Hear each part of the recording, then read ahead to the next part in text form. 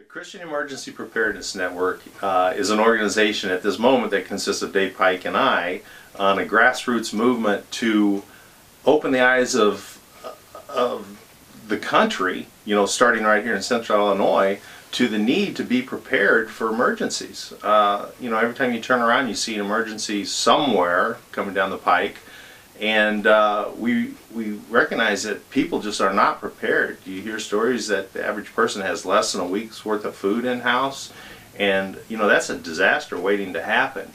So our goal is to preach the word of preparedness, and we're doing it through the church. We think the church body is the largest organization as a whole throughout the country, so it made the most sense to try to get it into the church system.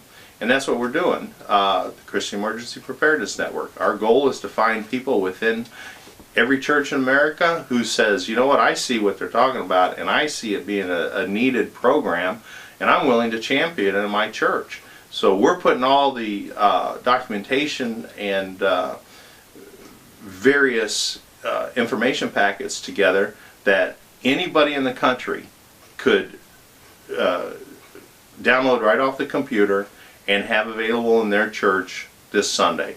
And the goal is to network churches, because there's strength in numbers and there's the economy of scale. If you've got 4 or 5 people in your church who really see and are concerned, doesn't it make sense that they kind of work together? And that's a major point of what we're trying to do, is the networking aspect of being prepared.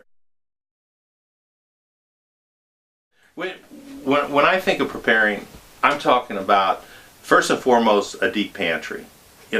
When things are bad, you rely, there's the rule of threes. 3 minutes without air, 3 days without water, 3 weeks without food, 3 days to anarchy. So when you understand when things come tumbling down, it's water, food, shelter, and a host of other categories that are very important as well. But the main ones are the main ones. And when things go south in an emergency, let's say an ice storm whips right through Central Illinois, starting from the Iowa border, going through Indianapolis, catching Chicago in the process, you know what?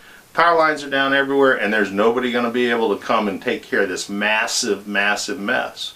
So if everybody actually had a little water on hand, they had food on hand, they'd be in a position as a whole that lives would be saved. The need is to network and prepare.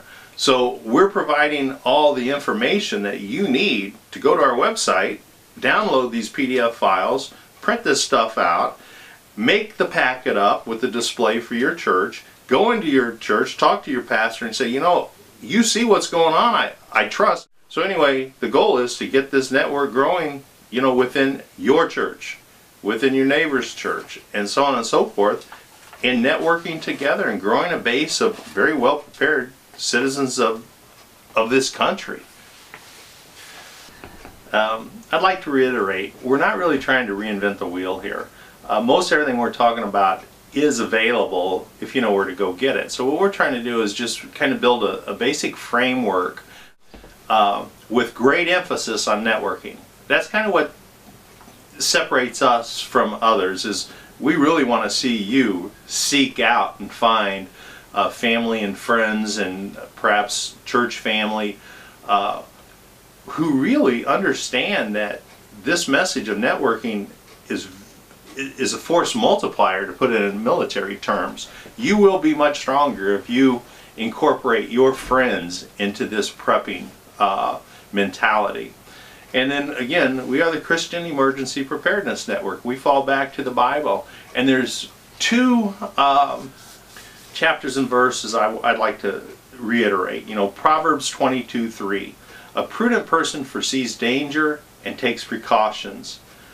The simpleton goes blindly on and suffers the consequences. I mean, take that to heart today. So many people are just blind to what's going on. And in reality, nothing could be more clear to me and to many of my friends who have eyes to see. And then I'll finish with 1 Timothy 5:8. But if any provide not for his own, especially for those of his own house, he has denied the faith and is worse than an infidel.